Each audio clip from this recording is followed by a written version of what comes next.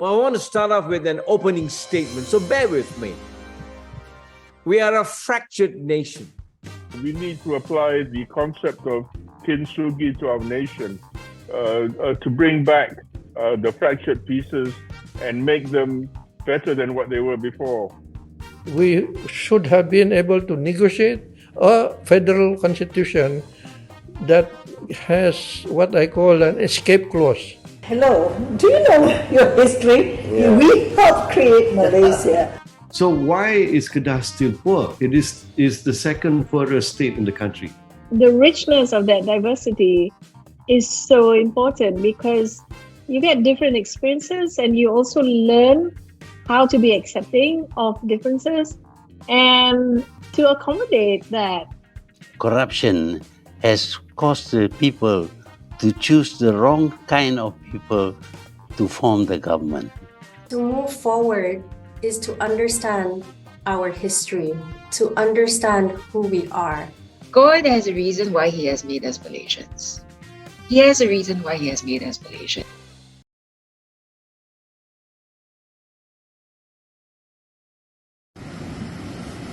This is the time of day where there is a sunset and it promises a sunrise tomorrow. And the most beautiful thing is that life is about 2 days. Today and that day when we will meet our Creator, and we live between these 2 days. Now watch this.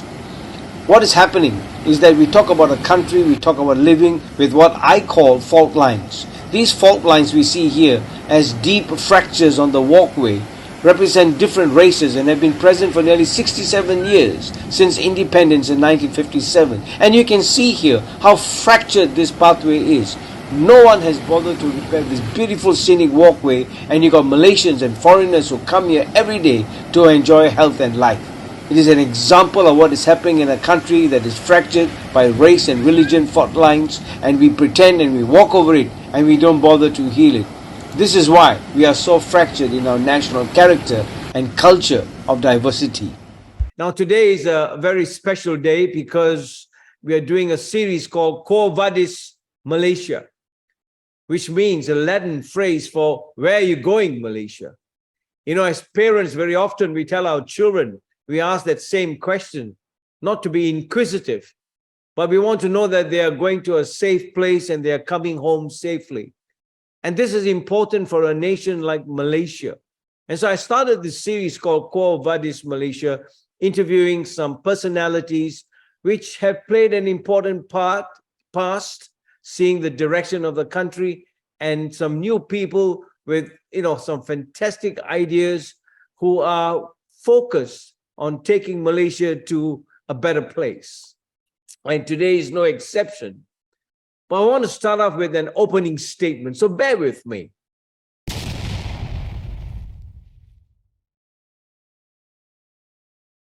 We are a fractured nation. And when I say fracture, I mean as a medical man, as a surgeon myself. There are different types of fractures, and fractures can actually cause an injury to the bone. It gets fractured. There can be just cracks or breaks in the bone. And sometimes if they are broken in 2 or 3 places, we call it a comminuted fracture. But these comminuted fractures can sometimes take time to heal. But there are also other types of fractures which are called compound fractures. And what happens is when those pieces break through the surface of the skin, and we can literally see blood and bone. Now, in the very same context of fractures, and I talk about fault lines. When you talk about the life of a nation, there are fault lines, and these fault lines are very much similar to the geological fault lines, when there are tectonic shifts, and they can result in earthquakes of causing damage and tragedy through tsunamis, through flooding. And these fault lines are very much caused by different races in different regions in this part of the world. Now, what has happened is that when these fault lines of different races, when they cause a breakthrough through the skin, they're surfaced, they can result in tragedy. And in Malaysia, we have been part and parcel of that tragedy, which we all know and remember on May 13, 1969.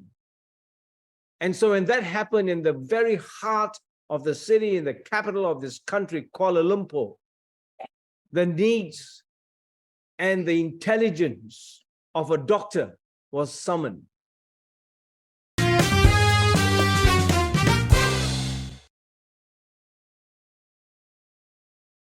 This is something that's so important for us today, isn't it?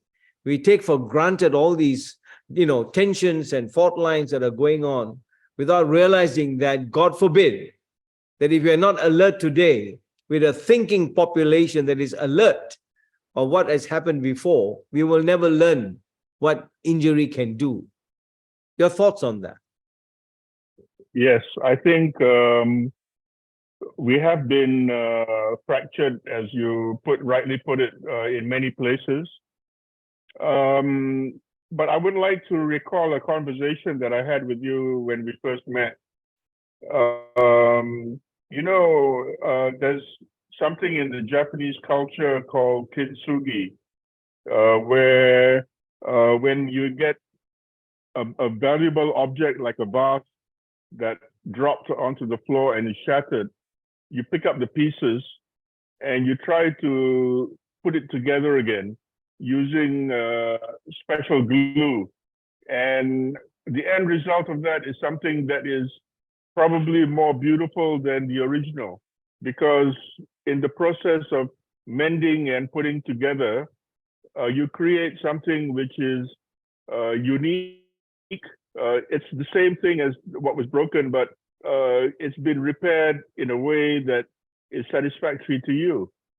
So I think we need to apply the concept of kintsugi to our nation to bring back the fractured pieces and make them better than what they were before. It's a powerful thought and powerful concept. But when you talk about, putting pieces in together, if one does not recognize the causative factor that caused that to shatter in the first place, we can put all the glue that we want to, but it's the mindset and the thinking that is very it is an inner transformation that needs to take place first before we can get the people in to heal in the way that you and I would want them to be. Kintsugi, for example, if you break something that's valuable and you try to put it together again, you have to be aware of the fact that when you put it back together again, it could be better looking than when you first dropped it, because the fracture lines and the way it is crafted after it is complete does tend to make the aesthetics of an object different and more meaningful, because you fixed it and it's your creation, as it were, because you have created something new out of something that's broken. Beautiful. This is what kintsugi means. Beautiful. And it can be translated from village to village, from kampong ethics to kampong ethics. I mean, a cross-pollination of ideas and thinking of the whole concept. I mean, you're talking about plastic and cosmetic surgery, Yes, indeed. Because plastic comes from the Greek word plastikos, which means to mold. And cosmetic comes from the Greek word kosmetikos, which means to adore. So you mold something and then you step back and then you adore what you have molded. And I think I knew you'd like it. I mean, I'm already loving it, because this is the concept. That's why I talked about the voice of reason. I talked about the voice of relevance. There's no such thing as anything irrelevant in the growth of a child, in the growth of a nation. If something has happened in the young childhood, a tragedy, a trauma, it stays with that child. So nothing is irrelevant in the growth of this nation. And the last one is resplendent, which is your kintsugi, which is dazzling. This state of Sabah is dazzling. You go to the mountaintop, you go to the islands, you look at the food. I mean, Tawfik, this is sad to see the way the beautiful concept of Malaysia can be totally shattered by the wrong people with a small mindset.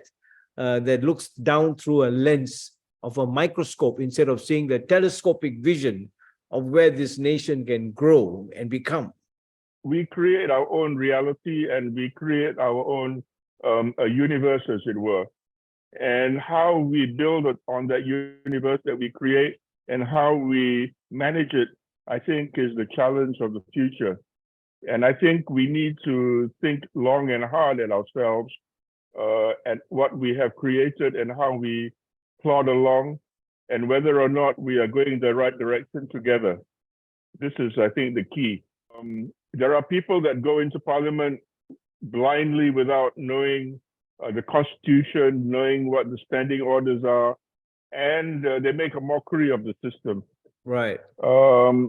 For example, when it comes to the safeguards that are built into the nation, everybody must be conversant with the constitution in order for them to know what are their rights and the limits to which they can pursue an objective.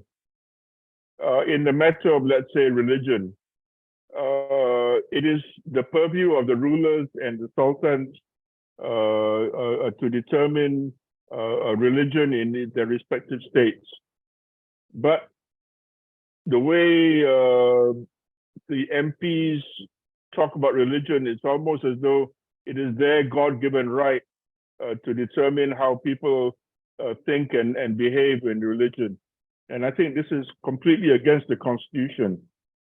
And I think this is because people have been browbeaten by unscrupulous politicians into thinking that only the politicians have the solutions, which is not true.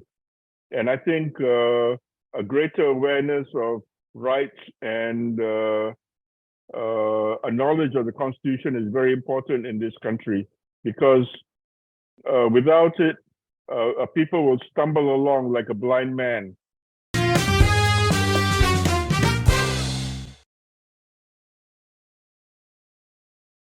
You mentioned about the spectrum of diversity and how we are rooted in differences. And so for someone speaking from your generation, and I think you're carrying the DNA of how we can mend all this together, can we dream again? Is there such a thing as living the Malaysian dream? So my question to you is, there was an American dream, but where are they today? Point taken. Yeah, so I think, a dream is, there is a dream for everyone. Everyone dreams, but is there an ideal nation? I don't think so, because it's always a work in progress. It's what our founding fathers had visioned and had they encapsulated it into the Rukun Negara. They were hoping that that would be the start and the torch would be passed down to the next leader. And it did. Now, it's when you have policies in place and, for example, the NEP, when it's kind of open to abuse, right? Or advantage of. And so what happens along the way is that, yes, people have gained from it. Yes, we have developed, but the consequences of it, and the consequences of it would be my generation and the younger generation. It leads to a lot more problems that, need solving. Now, can we dream? Yes, we can dream for a better Malaysia. What is a better Malaysia? Everyone has a different interpretation. I think for me, it's a matter of trying to find like-minded young people to come together and to work together to rebuild. Because so much work needs to be done. And to move forward is to understand our history, to understand who we are. When I talk to people, I just feel that that's been lost, especially with my generation, right? To understand where we really come from. And, not just when Malaysia was formed, when we gained independence, no. Going back to Nusantara, going back to understanding our ancestors, our heritage, and bringing all that along. And to then, if once you recognize our history, our past, how can we then become better? I think for me, that's what I would say. There's no dream per se, as you know, if you're gonna ask me, what is your dream? To make a better Malaysia. For me, I've always been brought up to say, I'm Malaysian first, right? And then a Malay and a Muslim. But that is not in a two and three in prioritization. It comes, you know, I'm a Malay and I'm a Muslim. It doesn't, not one or the other comes in priority. Malaysian first. But then when I came back, and then I realized how far we've come to what our founding fathers, or what your generation, my father and my parents' generation, have grown up with in being a Malaysian. I came back and I then saw how we now, the younger generation, now see ourselves as, I'm Malay, I'm Chinese, I'm Indian. And let's not talk about, you know, the ethnic minorities, right? The, you know, Kadazans and whatnot. It's, you know, we identify ourselves according to race rather than a Malaysian. And then it took me a few years to really understand why this has happened. And so for me, what is it being a Malaysian? A Malaysian is when you talk about our culture, our heritage, who we were and who we are as people, right? Not as I'm a Malay, I'm a Chinese, or I'm Indian.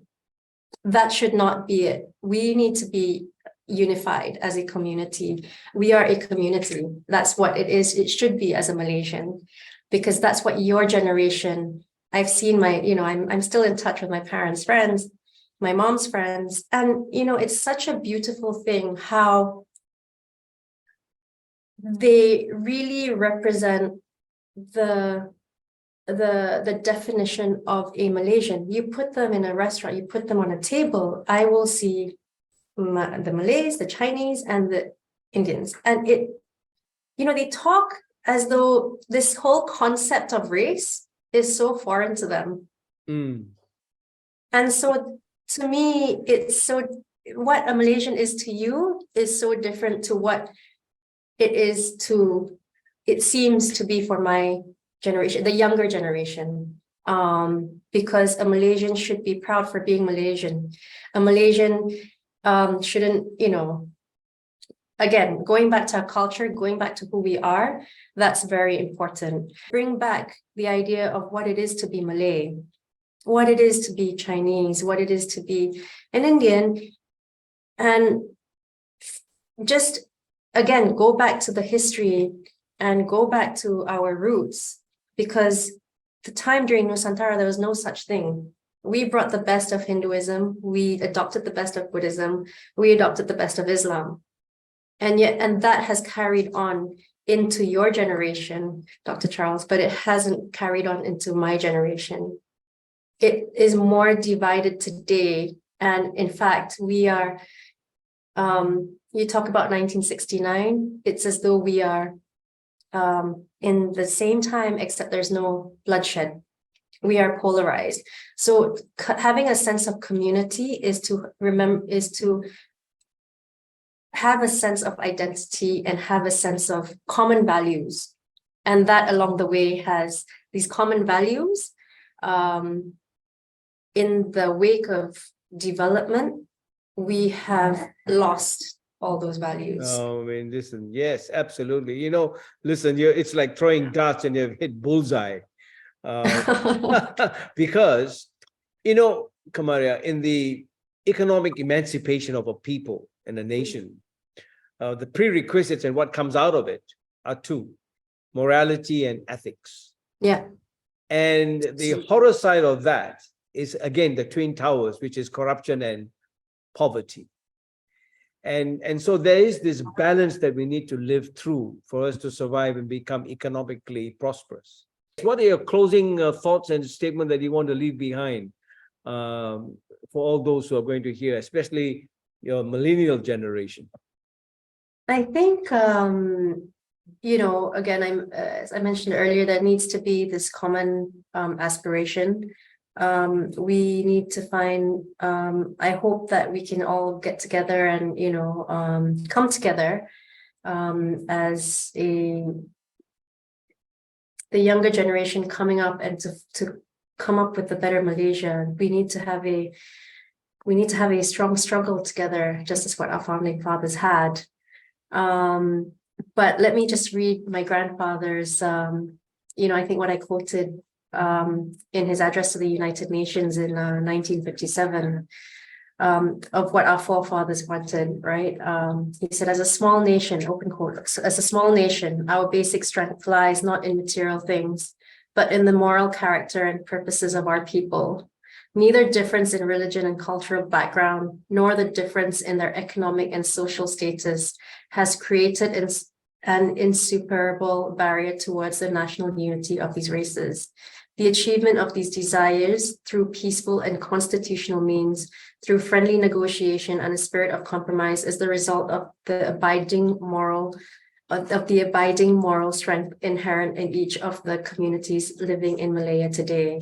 And if we can just carry that through as the younger generation and go back to what our founding fathers had aspired and had set in place for us, then I think that's how, hopefully we can work together. I hope there will be more people like me that, share the same beliefs and values and ideas.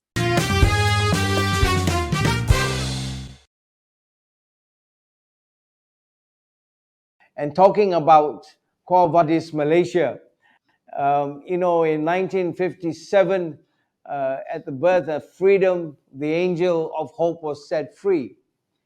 In 1963, new wings were put onto that angel of hope, hoping that with the formation of Malaysia, it will go to greater heights. Now, I want to tell you and ask you that the biggest change that you have done is the change of transition.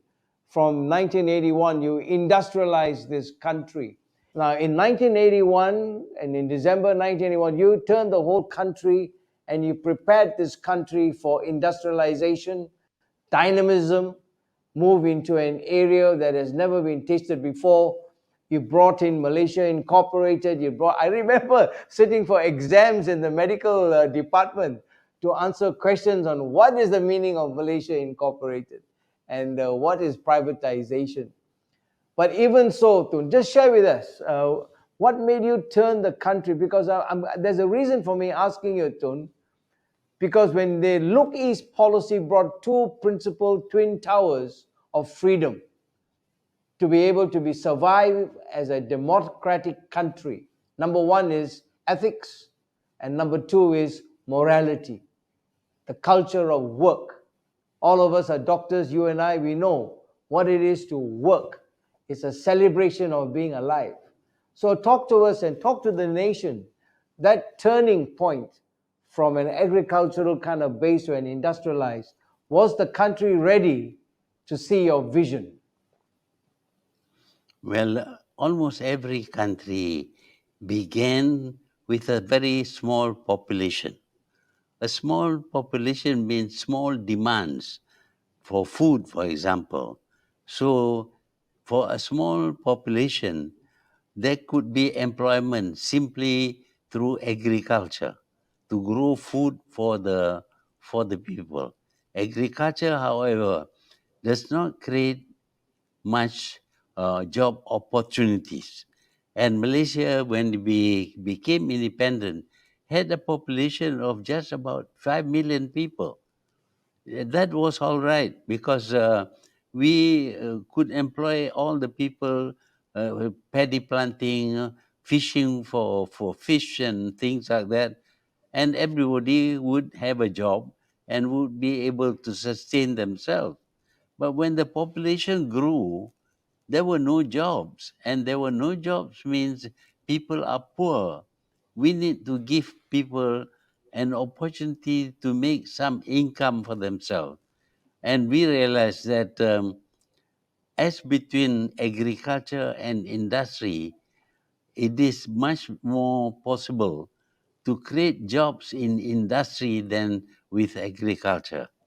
1 acre of land for agriculture is not even sufficient for one person, but 1 acre of land for industry can give employment to 500 people. So it is a better usage of land available. So we decided in order to create more jobs, we should go from agriculture to industry.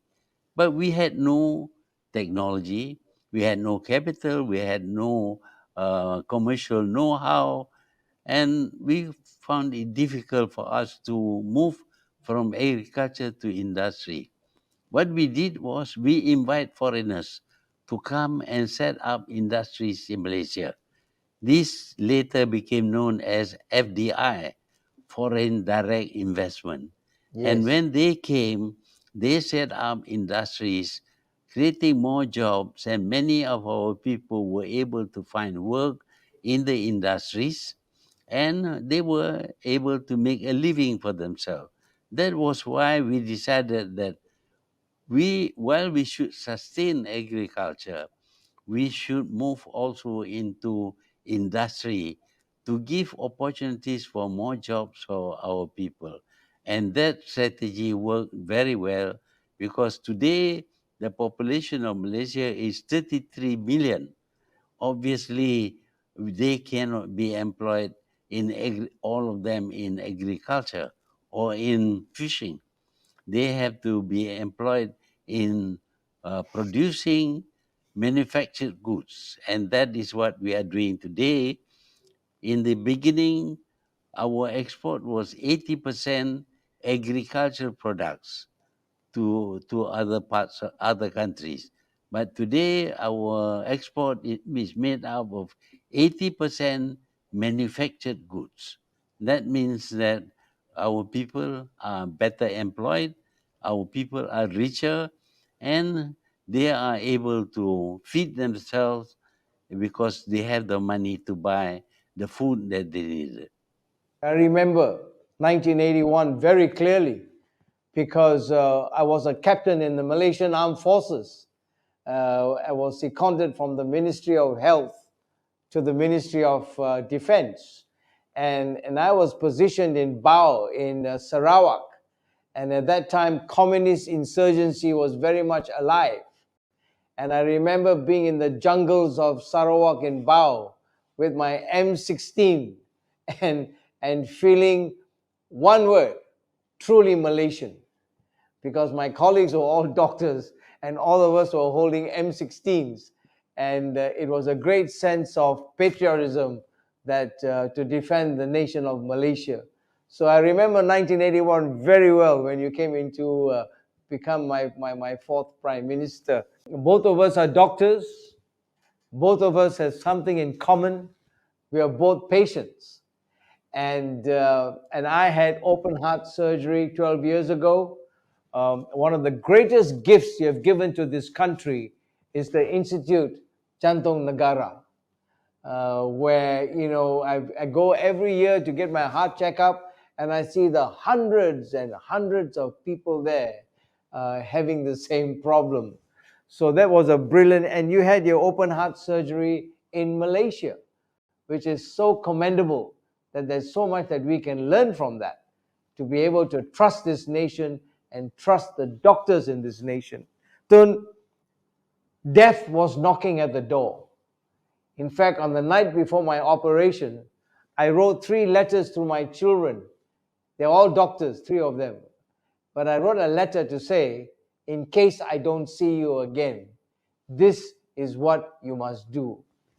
I had the heart of my family on me, but you had the heart of a nation and your family.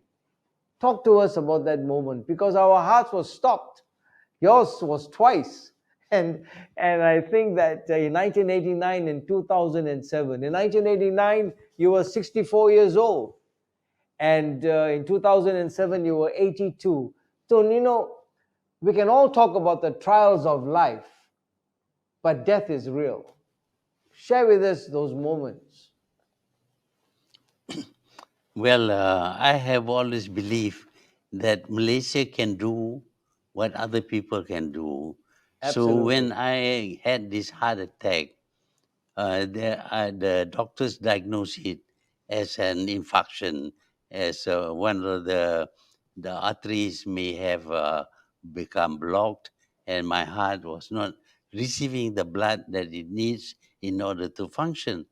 And he told me that in those days, the only treatment that they could recommend was to have open heart surgery and do a new passage for the blood.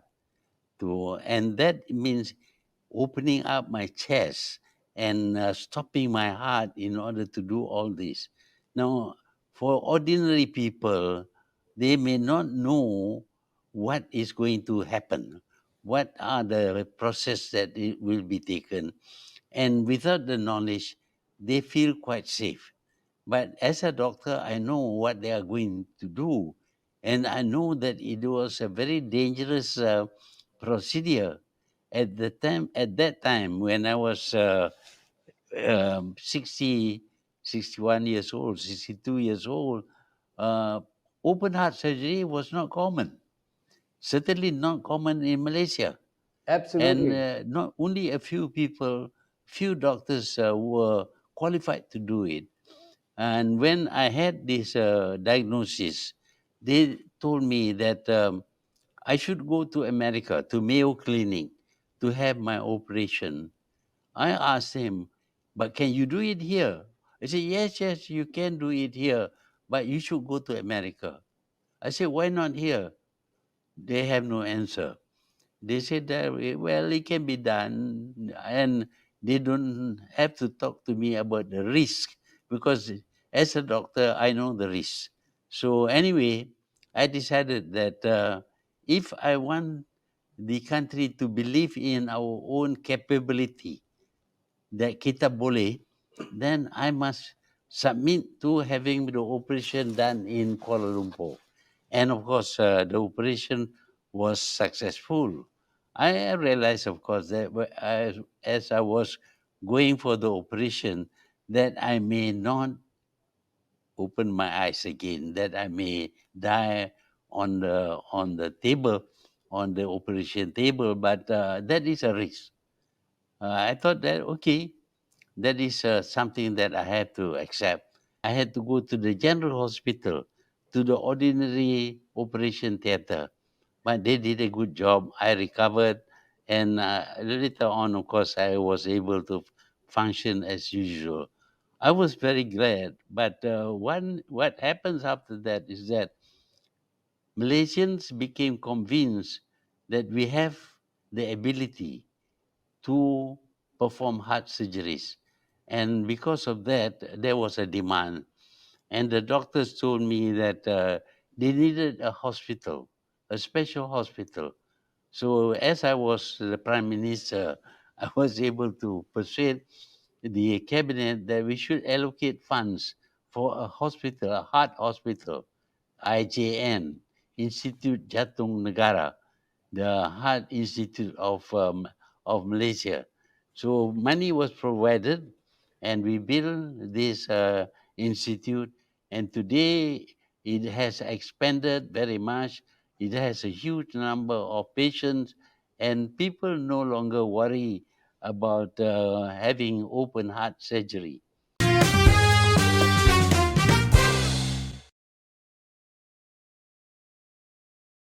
You know, Mukhriz, the country is going through crossroads, not about what they are facing, but crossroads within itself. Yeah. And you know, we always talk about the future that is uncertain, but a lot of those uncertainties are man-made. It's not about knowing some hurricane that is coming and we're all getting prepared for it, which we can't control. So when Tun resigned in 2003, you were about 39 years old. And so before that, you were in the corporate world. I mean, you're a businessman. I remember when I did my conversation with Tun, I told him he was a businessman when you're selling goreng pisang. And so business is in his blood. But looking through the lens of a corporate businessman, obviously you would choose the best of the best in order to make sure that the company does well. Today's government that we have today, I mean, what are your thoughts about what is good governance and what should a good governor and good government be? I mean, I want your thoughts about that. Well, generally speaking, if we understand the definition of a government, is a system that governs the society, or the nation, and for that system to work and to be of service to the people, it needs to have certain laws in place, certain ways of doing things, good ethics and the like. Of course, it needs support from the people. I mean, that works out for us who practice democracy. But it is still a man-made system. And because of that, it is subject to all kinds of challenges, including here in Malaysia. We have all kinds of countries practicing democracy, including India, even the US, Indonesia, Malaysia, many other countries. But all of us have different variations of the system.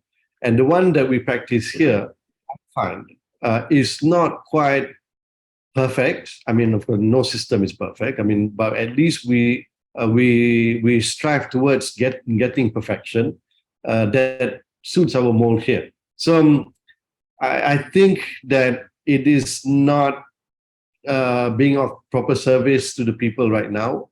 Government also is the problem, not the solution. Perhaps we need to look at the system itself to see whether we can tweak it here and there to improve, to make sure that it benefits the people. One of the things that I find very obvious is that governments of these days have a very short point of view. It's just a 5-year term. Everyone thinks about what we need to do within 5 years and how do we continue serving after 5 years.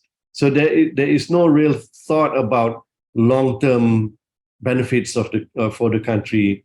If we remember, during my father's time, there was Vision 2020. That was a 30-year plan.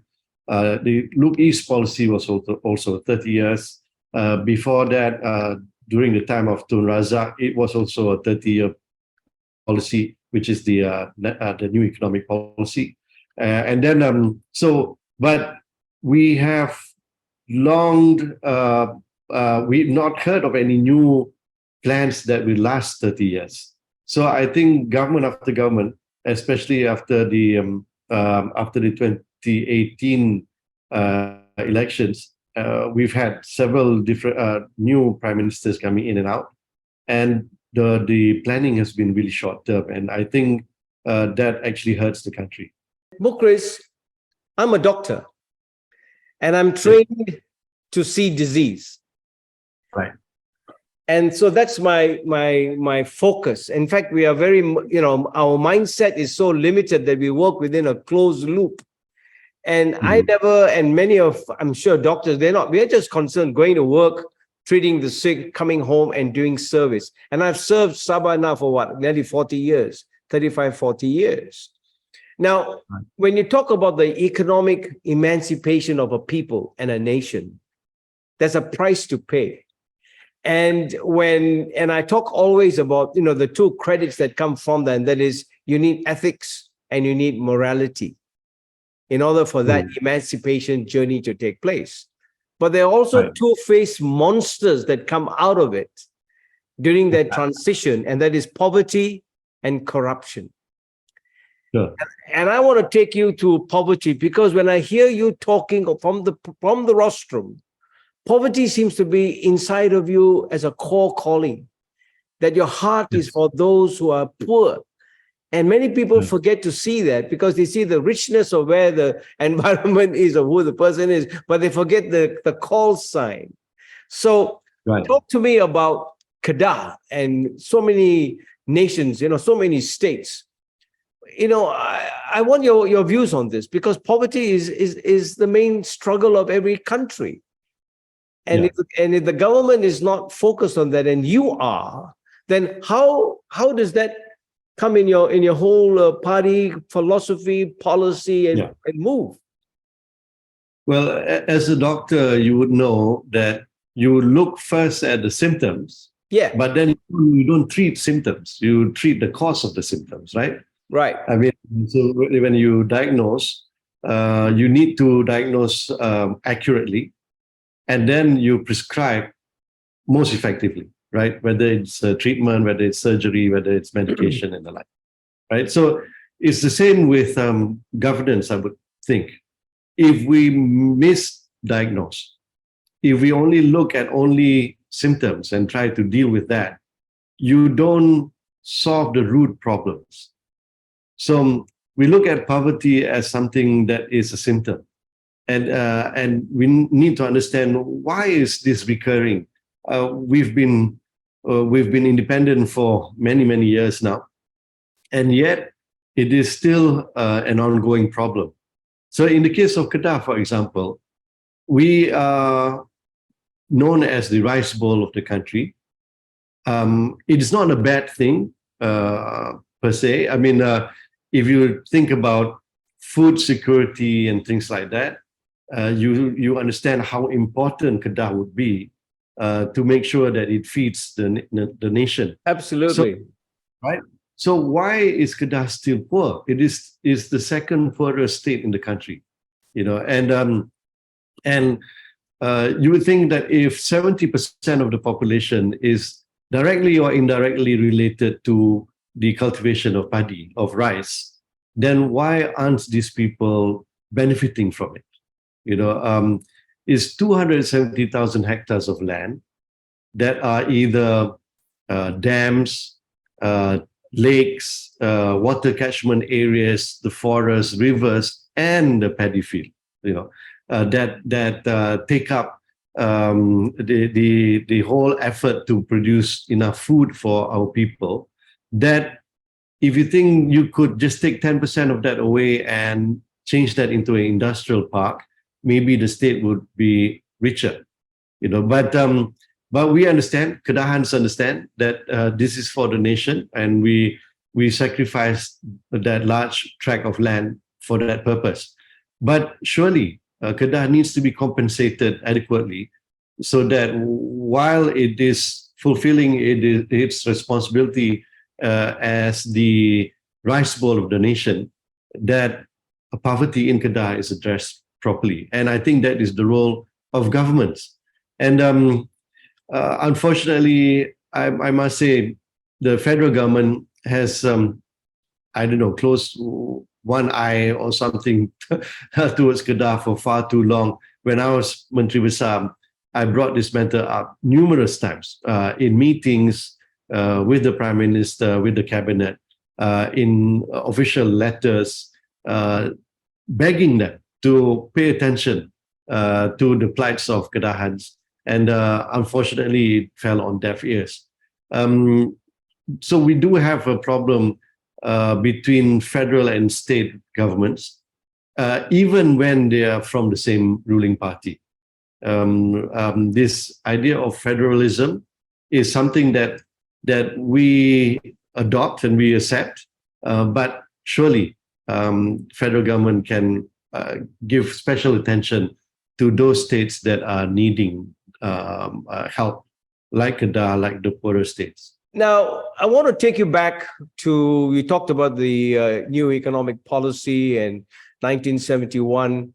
A lot of people kind of like want to look beyond that, in front of it, but they forget why it was caused, and what came out of it. And I always talk about fault lines. And you come across to me as someone who's on the cutting edge of politics. You think very deeply about what's best for the state and for the nation. But when fault lines come up, as a doctor, as we started earlier on, we talked about, I said, poverty and corruption. And Mukhriz, every time we go for surgery, we have to fill up a form. And in that form is a small section that says date of onset of the disease. And I got to go and find out when did this start. And sometimes we don't know, especially if it's some tumor or something growing, we don't know. But if I think of poverty and corruption, I think of the date of onset would be when the country changed from an agricultural base into transposing it into an industrialized dynamism, and the whole thing is moving. And because of these fault lines between different races, that how they can cope up with it, after 1981 would be, for me, the real birth and onset of deep poverty and corruption, because there would have been certain areas in that fault line that could not cope with the speed of transformation and industrialization. And so the rich got richer and the poor got poorer. And as people get poorer, obviously the only other shortcut is corruption, you see. So to me, it's a disease. And today we talk about gangrene and, the way it's gone out of hand is because that was the reason why today, and I really salute Tun, because in October of 2019, he came up with this shared prosperity vision again for 2030 in order to bring about some kind of sharing of economic inequality. Now, talk to us about that, because that's very key. That could be the next tsunami coming in, not from outside, but from within. Right. Well, if I can say that, I'm not so sure whether the onset of our decline started the moment we went into industrialization, because that was like a natural progression. We had to move into something that is going to provide us better than agriculture. But you're right in that it creates more opportunities for wrongdoings. So it was not just the industrialization, but it needed to be complemented with activities that strengthens your inner self, your inner strength. The Malays use the word jati diri, So I think we tried to do that as well, to make sure that, okay, this is the path that we're going. It is a good path, but not without challenges and not without its temptations, So what do we do about that so that we are on the right path, but we don't veer away? We stay with the straight and narrow.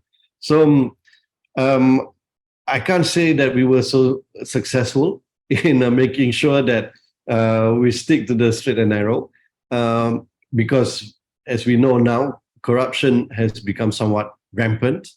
And not only that, leaders who we had full trust in basically proved to be untrustworthy, and they set a very, very bad example. And this is something that cannot be forgiven, because the implications, the impact is basically vast. It becomes culture, and it's very difficult once it becomes a norm. The way I see it is like this. Before a leader can try and effect change with his policies, he needs to understand first the acceptability of that change among the people. So in the early years, after Merdeka, the policy at the time was somewhat laissez-faire, so it's a non-interference. It's just let's try to grow the economy generally, in the hopes that there'll be some trickling down effect that even the poor will benefit. So after 13 May, Tun Razak decided that we had to do away with that laissez-faire policy. We had to be more interventionist. So the government of that time basically came up with policies that addressed issues very directly. How do we handle disparity?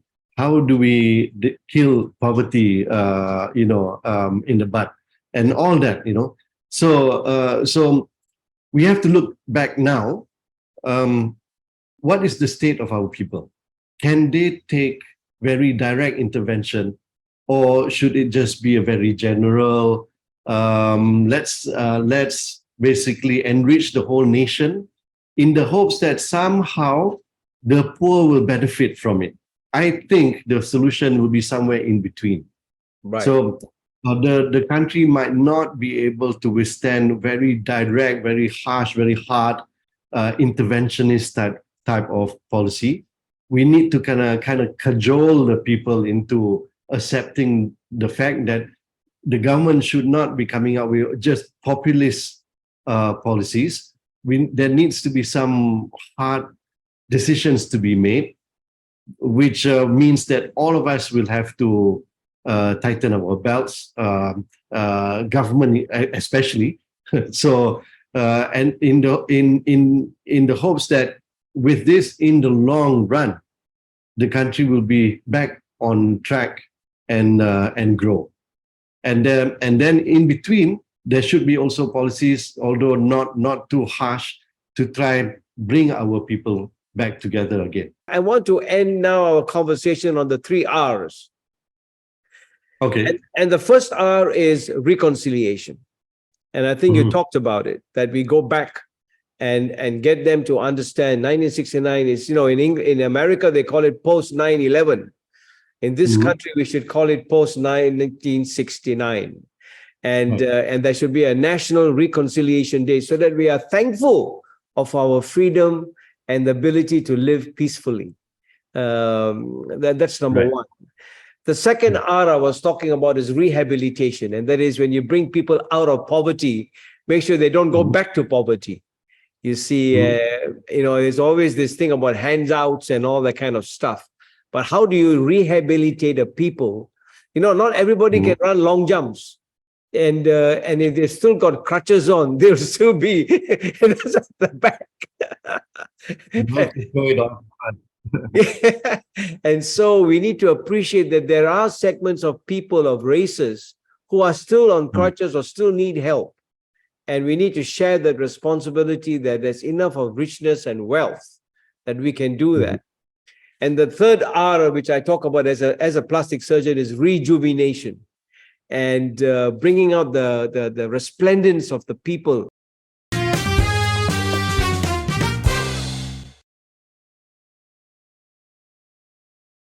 And I want to just read a paragraph, which to me was quite striking. And I have your permission, as the book is out anyway. But let me just set the scene. I mean, this is in the little town, Alostar, Jalan Maxwell, house 929. And you go into very detail, which I want to really congratulate you, but I'm going to read it because the purpose of memory, Marina, is not just to remind ourselves of the past, but to extract out of it past lessons that we can use to structure the future. That's the purpose of memory. Otherwise, it'll forever be in the past, you see. But what can we learn out of it? And so I'm going to read page 5. I have your permission because the book's out in the market, okay? It's already out there. When I look back at those days as an adult, a striking fact hits me, and it hit me too. As a child, it had not occurred to me that most of the top civil servants who were our neighbors were non-Malays, something that would be rare these days. I was friends with the children of the Wongs, the Ongs, the Foos, the Nayagams, the Richies, the Sodis, the Sidus, and the Vergises, because they all went to school with me. All were the offspring of my parents, friends, and colleagues, with little thought of our differences at all. We went to each other's parties and festive occasions without fussing over whether, like today, we needed to worry about the food served or not.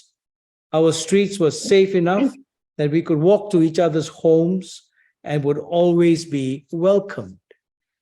Now, when I read that, I paused. I looked out to the window and I started to sing the song by Peter, Paul, and Mary, where have all the flowers gone? Yeah, long time passing. When will they ever learn? When will they ever learn? And when I sang that, I was thinking of this garden outside in Jalan Maxwell. It's like a rose garden. Remember Lynn Anderson, I beg your pardon, I never promised you a rose garden. And if your gardener, Pak Hashim, was still around, the pains he took to cultivate that jewel in the crown that he talked about, your own garden, I feel that we have lost that whole garden of beautiful roses of different shades, different people. I can remember growing up in that area. You know, my dad was an engineer, and I can still remember my neighbors. There was a family called Rasaya who had 11 children. And in that garden down there, there was a durian tree. And every time the durian fell at night, there will be there'll be a sound, you know. So all of us will run out thinking we'll get the durian, and that guy, one of his 11 children, would have already taken it. So we have these pleasant memories. But, you know, Marina, when you look back at this rose garden with different colors, that is truly Malaysia, isn't it? Where we can just go into each other's homes and, you know, celebrate without fussing around.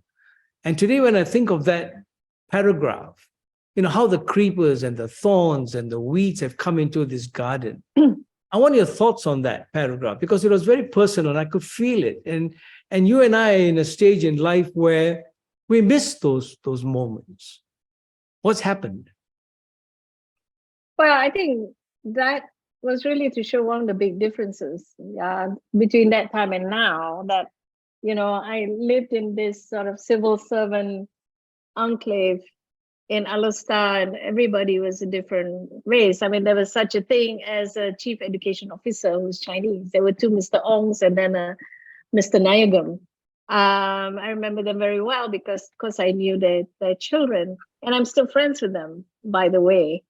And nowadays, I think, you know, it doesn't happen anymore partly because there are not that many non-Malays now in the civil service.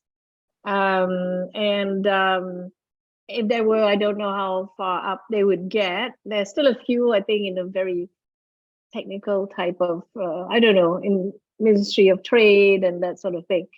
But yeah, you know, it was an innocent time, I think, and a great time, and it's a pity that, well, most Malaysians, they're not seeing this anymore, and it goes back to schools. And I mean, my schools are diverse, you know. Absolutely, yeah. I mean, I went to a convent school, of course, so that kind of filters out some people, filters out Malays, for instance, because they're all worried about going to a convent school.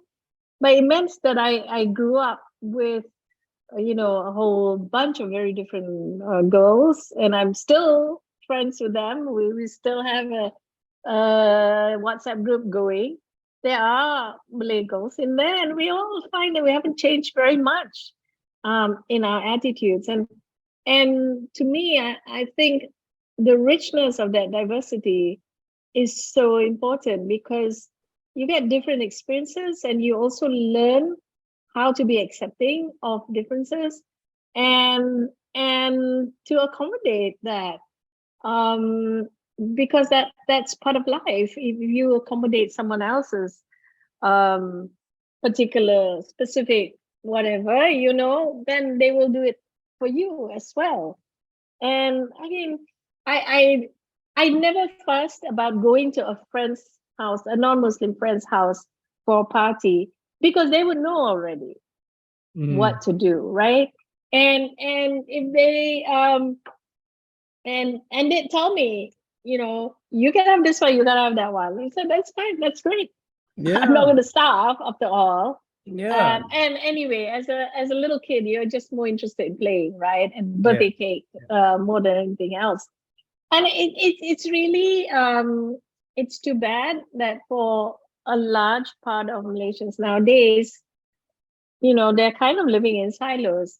I'm lucky in that I really have a diversity of friends. I have two best friends. One is Chinese and one is Indian. I mean, we are the epitome of Muhibah.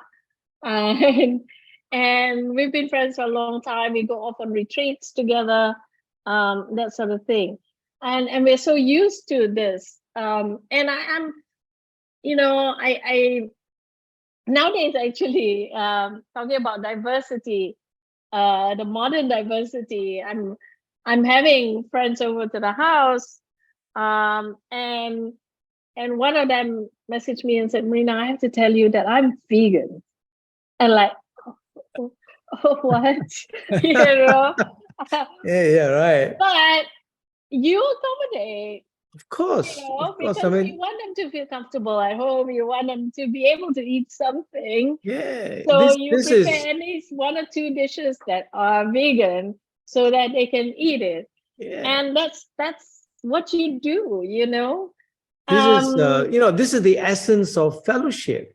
This is yeah, the meaning of togetherness.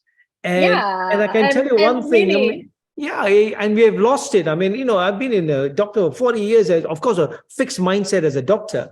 But having said that, when I was in Johor Bahru, I mean, I had the Jacobs over and we used to jam with our guitars, and all the Sikhs will come and the fellow will bring his chapati with his mutton.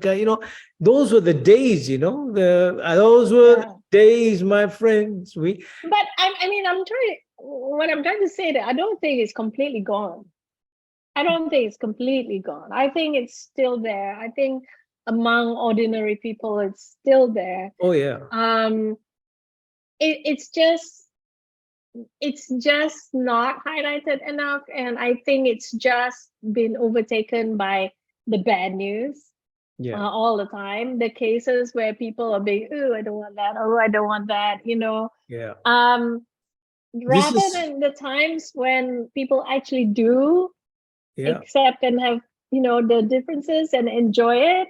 Yeah. No, I hear you, because the weeds and either it's politics or religion or what has come into this beautiful garden that you could see along Jalan Maxwell. All of us grew up in that. And that's the worry, or that's the thing that a lot of people now have got so insensitive to it. They've got thickened by all that is going on, that they just live their own life. They couldn't care.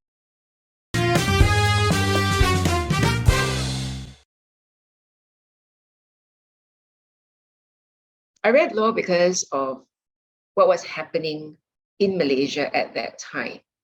As your introductory video showed, I was a product of Bersih, where we were fighting for free and fair elections.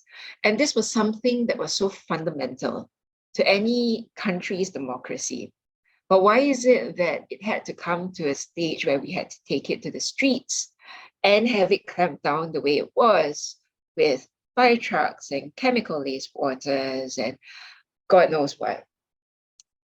I felt that at that point, the country was at its critical point, where even something so basic and fundamental, and we're seeking something so basic and fundamental, can be considered like a threat, or treated like a threat at least, to the ruling government. And surely something is wrong there. Surely something is wrong. It was also at that time where I was speaking to many people about figuring life out after school. And I realized that, look, many people were looking outwards because what's happening back home is too much and too difficult to handle. But as more people did that, deep down in my heart, I'm wondering, what about the very simple fundamentals that we are taught as children? If you have a problem, what do? I'm sure Dr. Charles, you have children. You would tell them to face it and fix it. Right. So I believe this, that God has a reason why he has made us Malaysians. What is it to be a Malaysian as a politician today for you? My generation is very different from the generations before because Malaysia evolved, right? We all know our history. We have ancestors that came from India and from China. And so as generations go by, you will feel that each people identify very differently. My parents will, of course, have their grandparents who just came from China. And so their identity will be quite different from how I perceive it to be. I would say this, my generation knows no other home except Malaysia. We are a beautiful amalgamation of all cultures. And I will just use one example to exemplify it. Dr. Charles, my wedding was in a Malay kampung in Kuang. It was a Christian wedding. I'm a Christian. And our reception, which was also in that same setting, that Malay kampung, was served with an Indian lunch. Yeah? Yeah. I'm Chinese, but it's a celebration of who we are. And when both of us were speaking to our parents about how our wedding would be conceptually, we noticed a little bit of resistance, and that's why I say that we identify very differently. I celebrate our diversity, and that is what I want to fight for, because the Malaysian that we should build moving forward is one where we can all come to the center and build a common identity regardless of your skin color or your background or your race or your religion. And I am confident that there are enough people in this race with me who desire for the same thing and will want to invest that time and energy in order to build that common identity for all of us across the board. What is hope to you? If you talk about hope, to me, hope is a place for Malaysia where people around us look upon, where people around us who want to come and say that, well, Malaysia is a place where I can truly thrive. And people who want to come home and contribute and call this their home. I want us to do away with conversations of, oh, Malaysia is not good enough. Oh, it's always conversations of pity. Oh, Malaysia, it's badly run. Oh, Malaysia is corrupt, right? So I want to lay that foundation. And why do I say lay that foundation, Dr. Charles? Because I'm practical and I feel that it would take time for us to reach that destiny that I painted, right? It's not going to happen overnight. Lay that foundation so that future generations can be inspired and build upon it. And they too would carry that hope and move that country forward. That hope doesn't just happen, Dr. Charles. I don't believe that. That hope is built, that hope is carried, and that hope has to be spread, right? Insofar as Selangor is concerned, I hope that the people can see year on year how we have moved on and developed that hope. And the history is this, Dr. Charles. Mm-hmm. We talk about hope, we must talk about progress. Mm-hmm. Yeah. If you don't see progress, there is no hope. Uh-huh. In Selangor in 2008, we laid that foundation with institutional reform. We made the head of the PAC, Public Accounts Committee, the head of the opposition. Previously, you wouldn't have that. You would have your own backbencher heading the Accounts Committee, and there was no check and balance. We put that in place. We separated the roles of councillors and state assemblymen, so there's check and balance. We put our proceedings online so that the public can see. We made sure that we have a select committee. We made sure that people have access to those avenues so that good governance can finally take place in Selangor. And when that happened, I can send you many charts of how the economic index, whether you talk about our state reserves, whether you talk about FDI, Selangor has been on an upward trend. And you see that wealth coming back to the people because we're plugging all the leakages. As a politician, as a young politician, when you look and see all that is happening, how does that affect your spirit of service? How do you keep the flame of fire of this country doing well when all these things are being bandied around in the media? And the viciousness of social media today, there are so many silos around who can sit in a coffee shop on a stool and talk. And there are people who listen, because it's entertaining. And does that worry you? I'm sure it does as a politician. I'm addressing you as a politician when you hear all this banding around. Dr. Charles, I'm human as well. And I feel the same way as many good Malaysians do. If it is a matter that saddens you, it saddens us as well. If it is a matter that makes you excited, So it does for us as well. We are the same human. But the difference I feel of my time in politics is because the road that was paved for me to even get here is so God ordained that I am here insofar as God wants me to. I serve God and I serve people. And if God says, Michelle, your time is up, let's move on to something else, it is only then that I would. I can tell you so many times that I felt like giving up. Sure. Because it's difficult and expectation is high and there's just so much bad that is going around, right? And I do feel demoralized a lot of the times when I go home.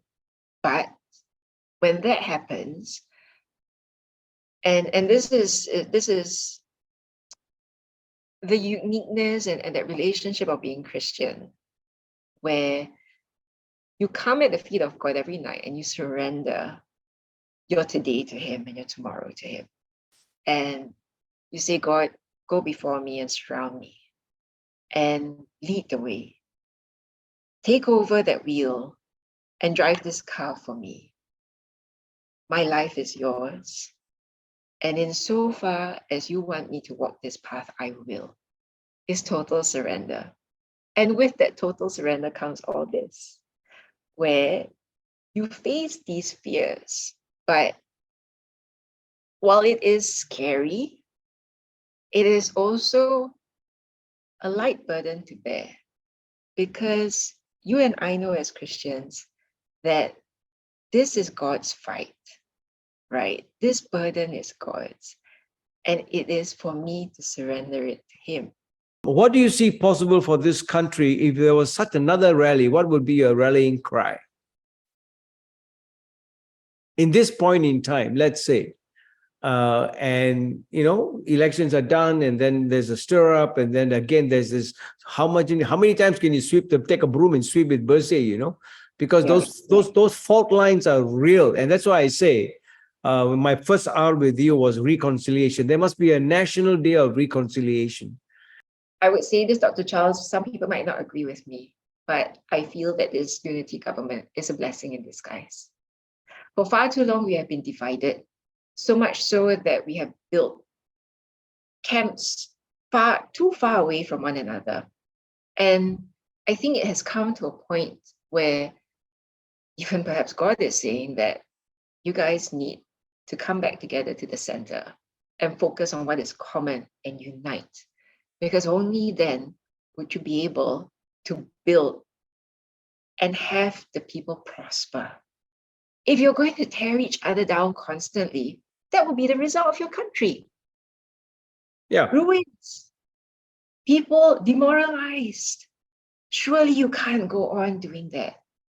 And so, perhaps, and we would discover it in the years to come, by divine intervention, God didn't give any government majority, so that you are forced to sit down together with people that you consider your enemies, right?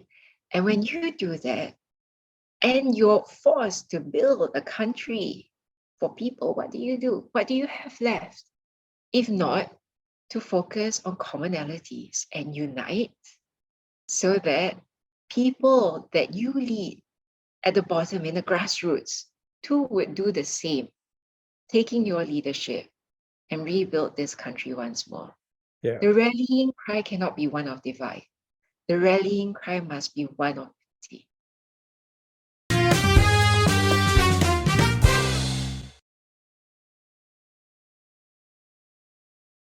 A lot of times when we talk about the role of women, the inequality, inequity, there is a man there, or any women for that matter, first thing they would say is that, yes, but we must make sure that we've got the right quality of women leaders. And then I would always like sometimes go back to that, and then, What about the quality of men that we've been having as leaders? Have you ever thought right. of that? Absolutely, yeah. You know, Absolutely. I mean, they always seem to have this like qualification for women. It must be of a certain standard. Yes, right. But for men, it can be anything. Yes. You know, yes. and then so far as well, the ones who are making decisions on who to put as candidates have been Right. men. But at the same time, when there are enough women put out there, a lot of times that they don't get the same amount of confidence as the men. This is something that a lot of people are not aware of. What do we mean by equality? What do we mean by equity?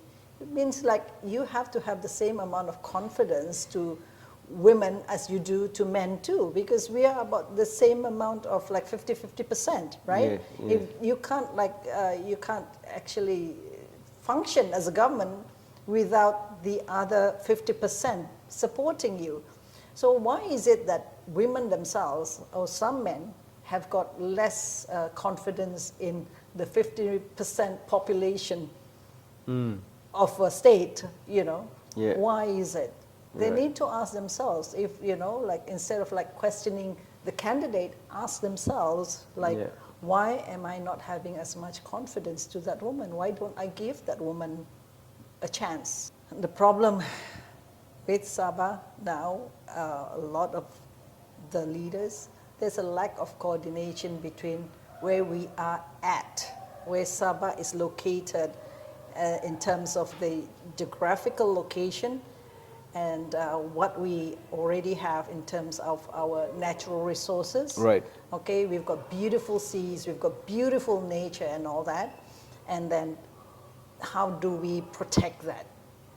You know, and then as a leader, how do we actually enhance all those that we already have and use that, you know, to attract people in instead of trying to create another country, Right. of which we are not.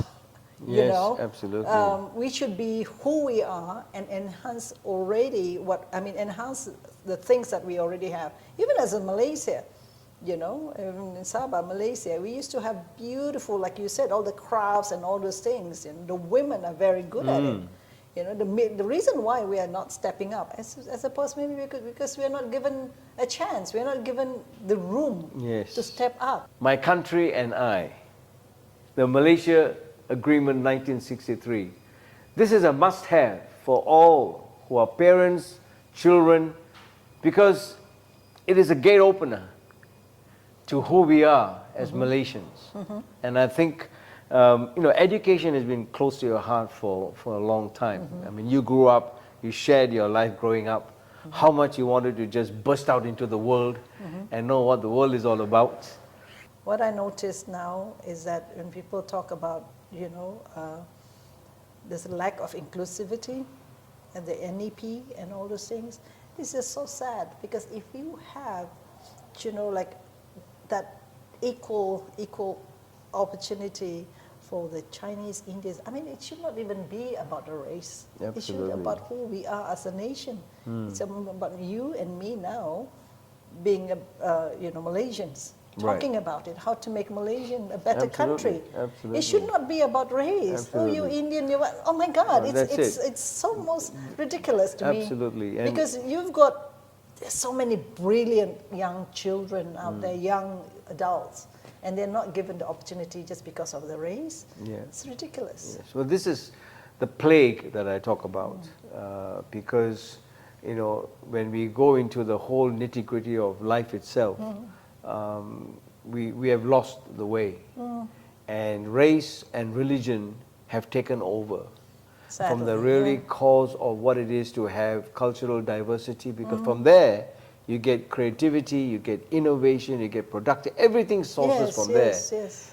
Again, this is what the book is all about, to get the people to know the history, because if you do not know where you're coming from, how are you going to move forward? Absolutely. If you do not know what you have, what your rights are, what you're entitled to, how are you going to fight for yourself? You know, I mean, you can't just wait for the leaders, because you know the political leaders, they come and go. No matter how how rightly or wrongly, how good they are, but one day they're going to go, you know. But it takes people as a whole to be aware of what it is that we need to be fighting for. Like in Sabah now, the constitution have been eroded many times, even like from being written separate from the Borneo states and Singapore were separate from Federation of Malaya, and then later on they move it, you know, Right. the act, you know, it was amended, whereby Sabah and Sarawak became part of the 11 states and become 13 states. And we fought for it because we were suddenly aware, you know, we were awakened that that should not be the case. That was not in the original form. Absolutely. So we fought for it and we got back the status. So what does it mean? You know, so people need to be aware about all these things and then fight for it. And like now, Sabah Law Association are fighting for the 40%, and then Sabah is also fighting for the continental shelf. At least, you know, whether you win or you don't, you know, the fact is that we dare to fight for what we think belongs to us. Well, this is a message for the younger generation out there, that there's so much of hope. And let me end with this. Hope is the currency of the future in the present. Blind hope is willful ignorance of our past. And so what this book has done is to give us hope. Thank you very much. That is our hope.